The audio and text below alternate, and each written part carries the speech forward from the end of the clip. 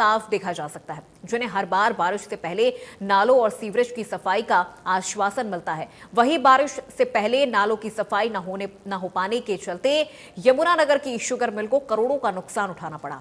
जी हां, बारिश से नाले में आए उफान ने शुगर मिल में सैलाब ला दिया और शुगर मिल पानी पानी नजर आया।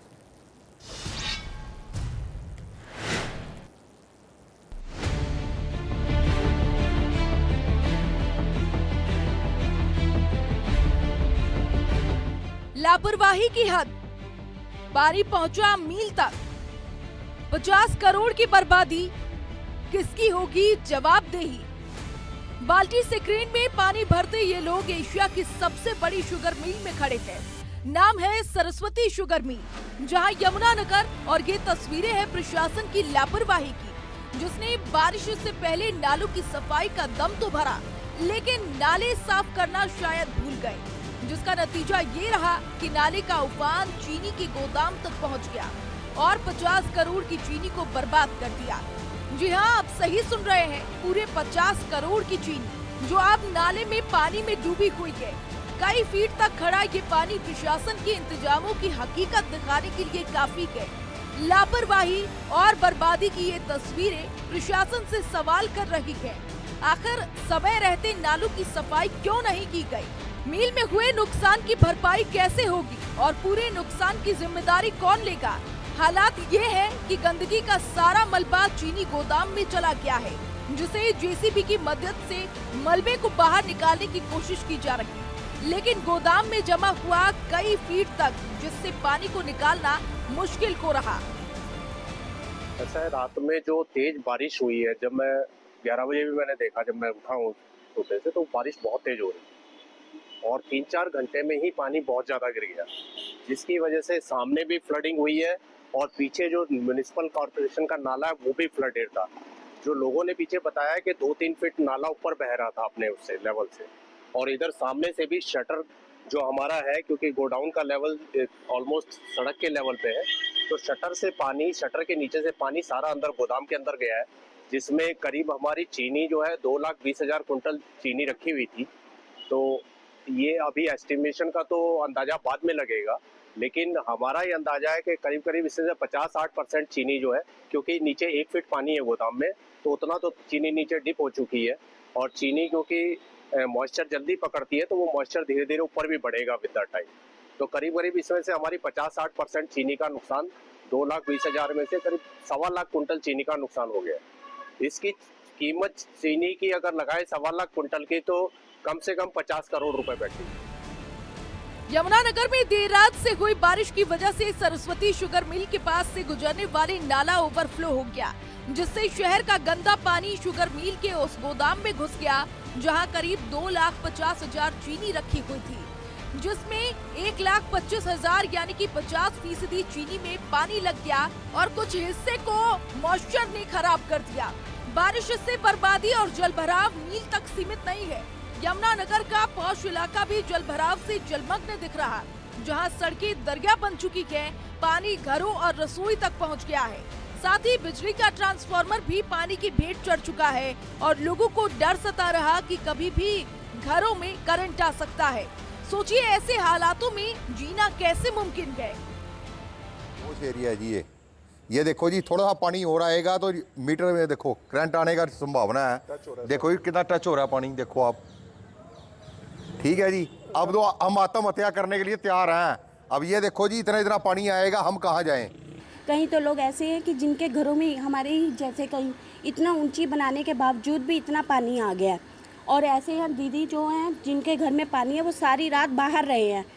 बट नालों की सफाई कहीं कुछ नहीं है, आगे से ब्लॉकेज है, सीवरेज सारे ब्लॉक हो रखे हैं। सर ये मॉडल टाउन का इलाका है, पॉश इलाका। जब भी अलग गुरुद्वारे के पास शक्तिनगर है, ये शक्तिनगर में ये हाल है कि यहाँ हर बरसात में 5-5 फुट पानी आता है। आपको चेक भी किया, घरों में 4-4 फुट पानी अभी भी अंदर है और प्रशासन की कोई सुनवाई नहीं है। यमुनानगर से इधर प्रदेश के दूसरे जिलों के हालात भी अलग नहीं है। कुछ घंटों की बारिश ने ही सड़कों पर सैलाब ला दिया, जगह जगह पर जलभराव से रास्ते जाम है और लोग पूछ रहे हैं कि ये कैसे इंतजाम है।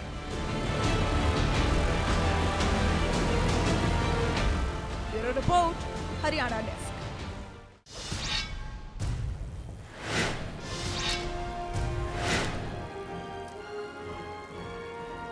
तो इंडिया न्यूज हरियाणा की ये सबसे बड़ी मुहिम, जल भराव के खिलाफ इंडिया न्यूज हरियाणा हल्ला बोल रहा है और हम जनता से भी अपील कर रहे हैं कि अगर आपके क्षेत्र में भी ऐसी परेशानी है, अगर आप भी जल भराव जैसी समस्याओं से जूझ रहे हैं तो हमें कॉल लगाएं। तो हमारे पहले कॉलर हैं अंबाला से रमेश गुप्ता, जिन्होंने हमें कॉल किया है। रमेश जी, बहुत स्वागत है आपका इंडिया न्यूज हरियाणा पे। क्या कहेंगे जल भराव की इस स्थिति पर? अंबाला वशिष्ठ नगर में हनुमान मंदिर है, अभी भी वहाँ पानी खड़ा हुआ है, बंदा निकल नहीं सकता। प्रसाद बांटने गए थे, बहुत दिक्कत आई है जी। हाँ। तो आपने इसकी शिकायत की? शिकायत किसको करें बताओ आप? प्रशासन से, निगम प्रशासन से क्या आपने हाँ। इसकी कभी शिकायत की?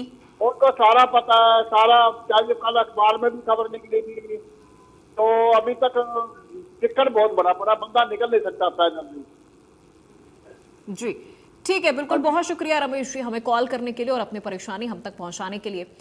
और अगले कॉलर हमारे साथ जुड़ गए हैं नारनौल से दिलीप सिंह जी ने हमें कॉल किया है। दिलीप जी, बहुत स्वागत है आपका इंडिया न्यूज हरियाणा पर। देखिए, जल भराव की स्थिति काफी ज्यादा हो गई है और खास तौर पर मानसून के दौरान ये चीजें ज्यादा नजर आती हैं।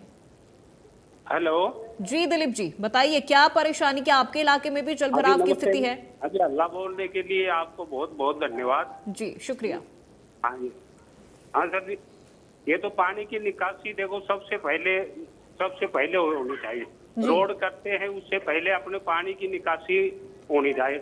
और फिर भी ये ठेकेदार वगैरह ये मिली भगत करके ये ऐसे रोड बना देते हैं बिना निकासी, और वैसे तो किंतु परंतु करते हैं और पैसे लेकर ये कर रहे हैं। इनका रिचार्ज, ये पानी रिचार्ज में पानी पीने को ऐसी सुविधा करनी चाहिए सरकार को, ताकि कोई किसी को समस्या नहीं हो।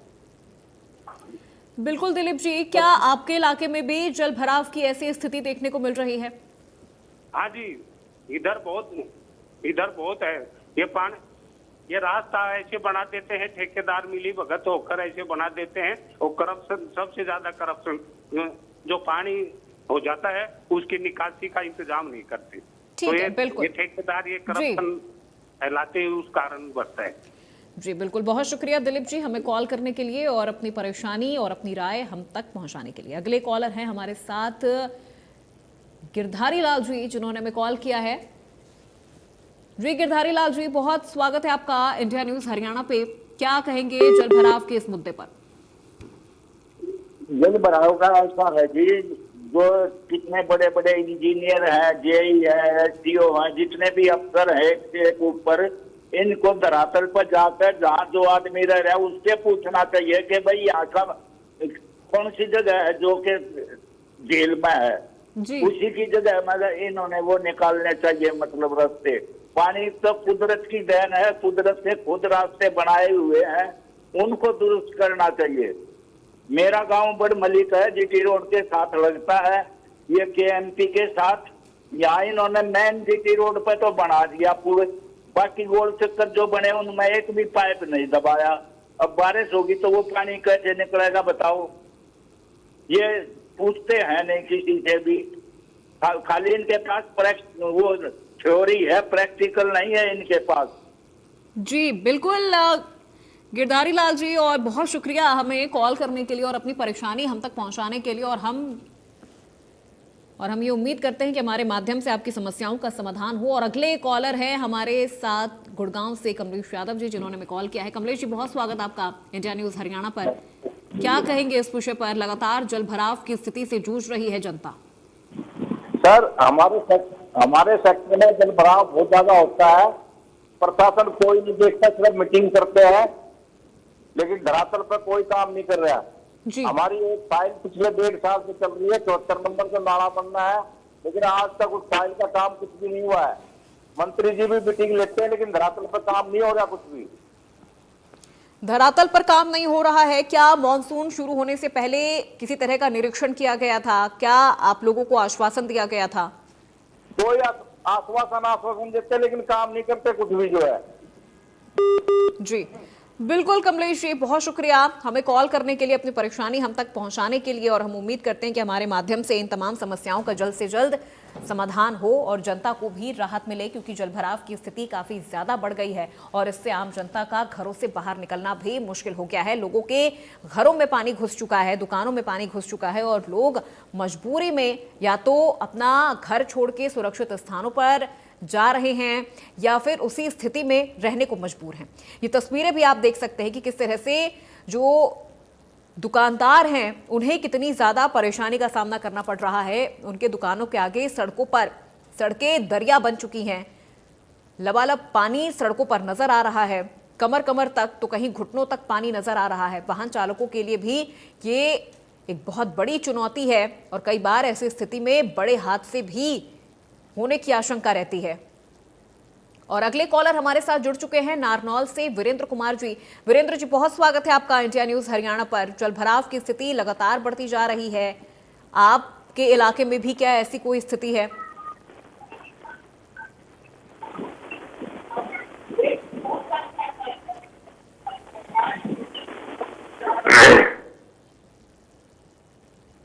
वीरेंद्र जी, क्या सुन पा रहे हैं आप मुझे?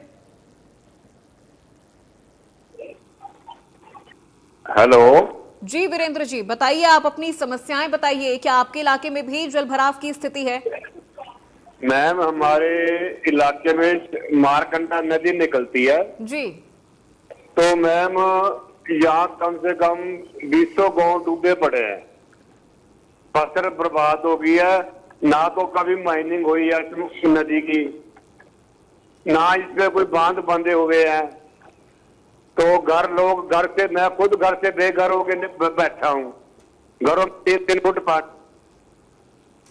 जी, तो क्या आपने इसकी शिकायत निगम प्रशासन से या अधिकारियों तक अपनी आवाज पहुंचाने की कोशिश की, अपनी बात पहुंचाने की कोशिश की?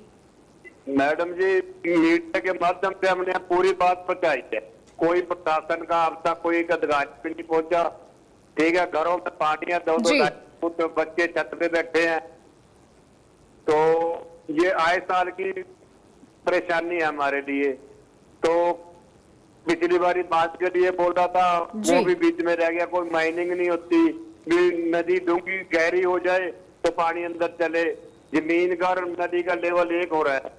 जी बिल्कुल बिल्कुल वीरेंद्र जी, बहुत शुक्रिया हमें कॉल करने के लिए। अपनी परेशानी आपने हमें बताई और हम उम्मीद करते हैं कि हमारे माध्यम से आपकी परेशानियों को सुना जाए और उस पर त्वरित कार्रवाई की जाए। अगले कॉलर हमारे साथ जुड़ गए हैं गुरुग्राम से, नरेश जी ने हमें कॉल किया है।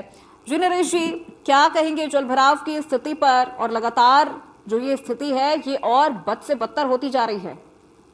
सर, मेरा पिछले 2 साल से मेरे घर में पानी घुसता है, लेकिन जलभराव के ऊपर कोई काम नहीं हो रहा है। जी, कोई नाला नहीं बन रहा है एक्स्ट्रा, किसी नाला में कुछ नहीं करते। जलभराव के अंदर इतना तो हाल है, घरों में पानी घुस जाता है।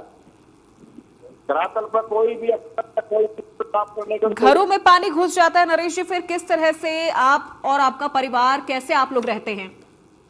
क्या करें, मजबूरी है रहना, कहा जाए मकान को छोड़ कर। जी, कोई अधिकारी सुनने को तैयार नहीं है। जी, हर साल 5-7 लाख रुपए का नुकसान हो जाता है। जी बिल्कुल बिल्कुल नरेश जी, और आपकी समस्या आपने हम तक पहुंचाई, हमें कॉल किया, इसके लिए बहुत शुक्रिया। और हम लगातार ये कोशिश कर रहे हैं कि हमारे माध्यम से लोगों की समस्याएं उन जिम्मेदारों तक पहुंचे जिनकी जिम्मेदारी होती है कि मॉनसून शुरू होने से पहले अगर निरीक्षण किया गया है तो जलभराव की स्थिति ना हो, इसके लिए भी इंतजाम किए जाए, जल निकासी के इंतजाम किए जाएं। लेकिन हर बार नतीजे कुछ इसी तरह से नजर आते हैं कि मॉनसून की पहली ही बारिश होती है और सड़कें दरिया बन जाती हैं, सड़कों पर घुटनों तक, कमर तक पानी भर जाता है और लोगों को इसी स्थिति में या तो उन्हें रहना पड़ता है या मजबूरी में उन्हें पलायन तक कर जाना पड़ता है। खासतौर पर जो निचले इलाकों में लोग रहते हैं उनके घरों में पानी घुस जाता है और कई बार ये स्थिति उनके लिए भयावह हो जाती है, जानलेवा तक ये स्थिति साबित हो जाती है। लोगों का कहना है कि उन्हें हर बार इस तरह की परेशानी का सामना करना पड़ रहा है।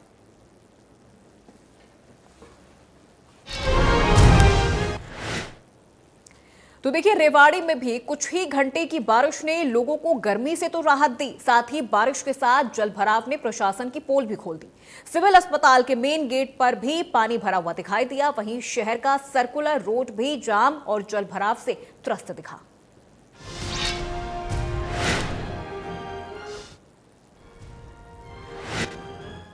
रेवाड़ी शहर के सबसे फोर्स इलाके मॉडल टाउन एरिया में खड़े हुए हैं। रेवाड़ी में सुबह तेज बारिश हुई है और उसका परिणाम आप देख सकते हैं। मैं कहूंगा एक बार तस्वीरों में दिखाएं रेवाड़ी मॉडल टाउन के हालात कैसे हैं। ये रेवाड़ी शहर का सबसे फोर्स इलाका, यहाँ पर करोड़ों करोड़ों रुपए की एक दुकान है, बेशकीमती यहाँ पर जमीन है।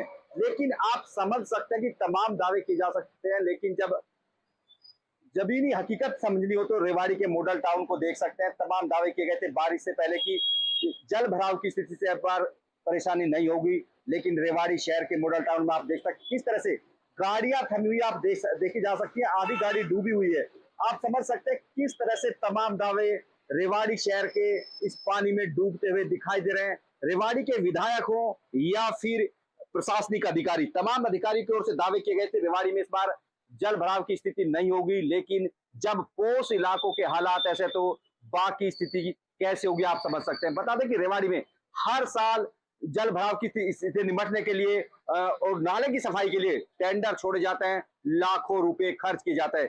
केंद्रीय मंत्री राव इंद्रजीत रेवाड़ी को अहिरवार की लंदन बनाने की बात करते हैं। वही रेवाड़ी विधायक लक्ष्मण सिंह यादव कहते हैं कि रेवाड़ी को कहीं ना कहीं इंदौर बनाया जाएगा, लेकिन इस इंदौर की दशा आप समझ सकते हैं कि आम आदमी तो दूर, आम आदमी का निकलना तो दूर, यहाँ पर गाड़ियां भी नहीं निकल सकती। मैं गाड़ी को दिखाऊंगा किस तरह से यहाँ पर पानी में आप गाड़ी देख सकते हैं कि गाड़ी खड़ी है और यहाँ पर खराब हो चुकी है, क्योंकि पानी की जल भराव की स्थिति ऐसी है कि गाड़ी तक का निकलना मुश्किल है।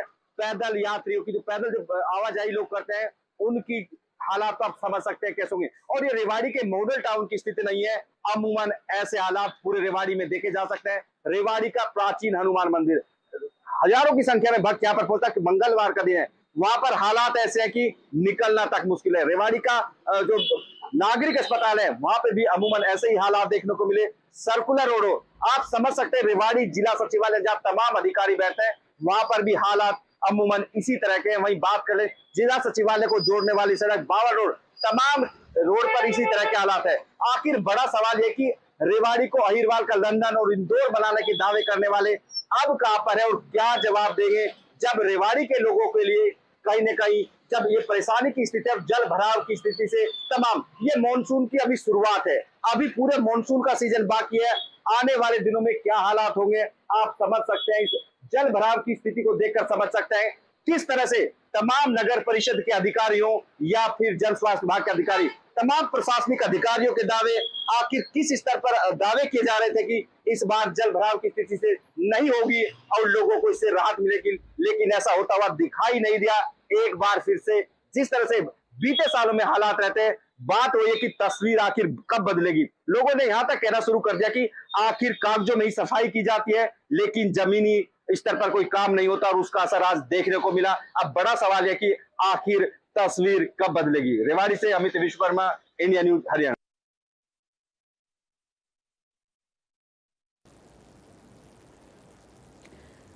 तो लगातार आपको ग्राउंड जीरो से रिपोर्ट भी दिखा रहे हैं कि किस तरह की स्थिति मॉनसून के बाद नजर आ रही है। और अगले कॉलर हमारे साथ जुड़ गए हैं रोहतक से, दिनेश जी ने हमें कॉल किया है। दिनेश जी, बहुत स्वागत है आपका इंडिया न्यूज हरियाणा पर। क्या कहेंगे इस पूरे विषय को? बोल रहा हूँ जी जी जी जी साहब जी, आपके चैनल का बहुत बहुत धन्यवाद। हर साल आप ये दिखाते हैं कि यहाँ पर बरसात के टाइम में बिल्कुल फेलियर होती है। अभी जो के साथ बात आई थी, ज्यादा बारिश हुई थी, लोगों को परेशानी होती थी, उसके बाद में एक साल पूरा इनको प्रशासन को मिला है। एक साल के अगली बारिश के लिए ये पूरा इंतजाम नहीं कर सकते क्या? लेकिन यही है, बाढ़ का हो चाहे बारिश का हो, इनको जो है पूरा बजट मिलता है, लेकिन हमें पता नहीं लगता ये बजट कहाँ जाता है। इनको जब तक जनवरी सेट नहीं की जाएगी, किसी को सीनियर्स को रिस्पॉन्सिबल को सस्पेंड नहीं टर्मिनेट नहीं किया जाएगा, तब तक इनको समझ में नहीं आएगा जनता बहुत परेशान है, मर रहे हैं, घायल भी हो रहे हैं जी। फसलों का नुकसान भी हो रहा है, मकानों का नुकसान हो रहा है, लेकिन इनकी समझ में नहीं आता। सरकार से बिल्कुल विनती करूंगा कि जी जो भी बिल्कुल बिल्कुल अफसर- जलेर जी। और देखिए आपकी परेशानी इस वक्त हमारे माध्यम से उन जिम्मेदारों तक भी पहुंच रही है जिनकी जिम्मेदारी होती है इन तमाम समस्याओं को दूर करने की। बहुत शुक्रिया जलेर जी। और अगले कॉलर हमारे साथ जुड़ गए हैं अंबाला से आर.के. कालिया जी। आर.के. कालिया जी, बहुत स्वागत आपका इंडिया न्यूज हरियाणा पर। जलभराव की स्थिति लगातार विकट होती जा रही है, क्या कहेंगे इस पर आप? नमस्कार जी। जी देखिए, मेरा सियासत से किसी से कोई मतलब नहीं। मैं एक सामाजिक कार्यकर्ता हूँ, मैं समाज की बात करता हूँ जी। हमारा में जो हालात है बद से बदतर है, ये सभी को पता, आप भी जानते हैं। बहुत बुरा हाल है, हर कॉलोनी डूबी पड़ी है, हर मैदान डूबे पड़े हैं, कोई पानी की निकासी का प्रबंध नहीं। एक बात मैं कहना चाहूँगा, हालांकि मैं तारीफ करना नहीं, मैं तारीफ नहीं करना चाहता। जो हमारे यहाँ पे मौजूदा मेयर महोदय हैं, मेयर महोदया शैलजा, और उनके जो हस्बैंड है प्रतिनिधि हैं, वो एमसी हैं, वो एडवोकेट संदीप देवा, ये भरपूर कोशिश कर रहे हैं कि पानी का निकासी का कुछ प्रबंध हो जी सके। बिल्कुल बिल्कुल आर.के. कालिया जी, और हमें कॉल करने के लिए बहुत शुक्रिया आपका। आपने अपनी परेशानी हम तक पहुंचाई और हमारी कोशिश यही रहती है, हमारी उम्मीद यही रहती है इस कार्यक्रम के माध्यम से कि जनता की आवाज उन जिम्मेदारों तक पहुंचाया जाए जिनकी जिम्मेदारी होती है। मॉनसून के पहले दावे और वादे तो कई किए जाते हैं, लेकिन उसके बाद जो नतीजे सिफर नजर आते हैं।